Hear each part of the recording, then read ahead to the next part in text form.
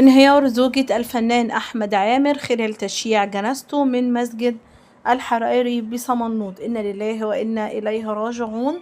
تعالوا مع حضراتكم نشوف تفاصيل أكتر، بس في الأول كده لايك للفيديو، اشتركوا وفعل الجرس من كلمة الكل عشان خاطر يوصل لكم الجديد والترند.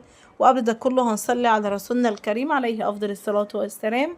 شيع الآلاف من أهالي محافظة الغربية جثمان المطرب الشعبي أحمد عامر من مسقط رأسه وسط حالة من الحزن الشديد بحضور نجوم الفن.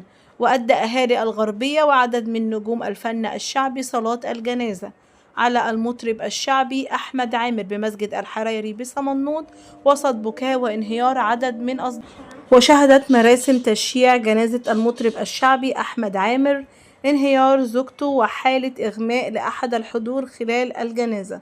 وشارك العديد من نجوم الفن الشعبي في مراسم تشييع جنازة المطرب أحمد عامر، وكان أبرزهم المطربة رحمة محسن وسعد الصغير ومحمود الليثي والمطرب الشعبي حمو بيكا. وشهدت مواقع التواصل الاجتماعي صباح اليوم حالة من الصدمة والحزن الشديد بعد وفاة المطرب الشعبي أحمد عامر.